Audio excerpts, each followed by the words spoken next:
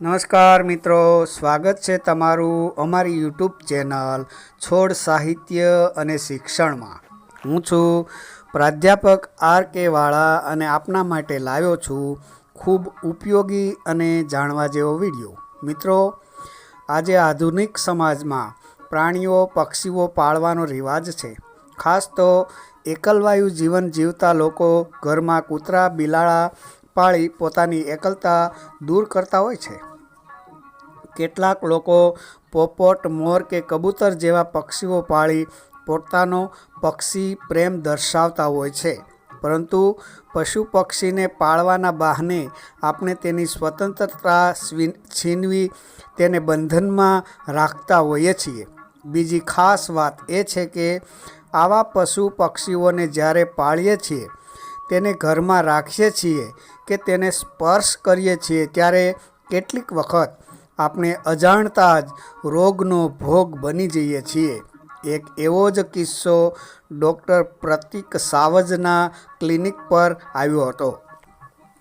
વલસાડ નજીકના એક ગામમાં 5 વર્ષના બાળકને સતત 1 મહિનાથી તાવ આવતો હતો અને બધા જ રિપોર્ટ કરાવ્યા અને તે બધા જ રિપોર્ટો નોર્મલ આવ્યા હતા.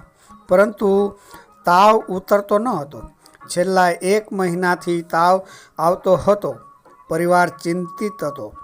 રિપોર્ટ નોર્મલ હોવાથી ડૉક્ટર પણ મૂંઝાયા હતા. પરંતુ બાળકની ધીરજથી પૂછપરછ કરતાં જાણવા મળ્યું કે બાળક રોજ બિલાડી સાથે રમતું હતું અને બિલાડીમાંથી બાળકને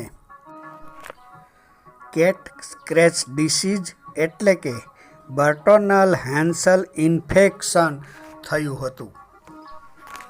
બાળકનું નિદાન થતાં તેની ટ્રીટમેન્ટ કરવામાં આવી એટલે બાળક ફરી સાજો થઈ ગયો અને આ ઇન્ફેક્શનમાંથી તે બચી ગયો.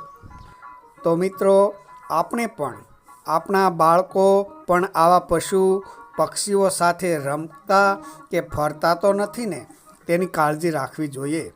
પશુ પક્ષીઓમાં માણસને બીમાર પાડી શકે તેવા અસંખ્ય કીટાણુ હોવાથી આપણા બાળકોને તેમનાથી હંમેશા દૂર રાખવા પ્રયત્ન કરવો જોઈએ, જેથી આવા અજાણ રોગનો ભોગ આપણા બાળકો ન બને. તો મિત્રો, આ હતો આજનો વિડીયો ગમ્યો હોય તો વિડીયોને લાઈક, શેર અને કોમેન્ટ કરજો અને અમારી ચેનલ સાથે જોડાવા ચેનલ સબસ્ક્રાઈબ કરજો. આપણે ફરી મળીશું એક નવા વિડીયો સાથે. ત્યાં સુધી આપની કાળજી રાખજો. ધન્યવાદ.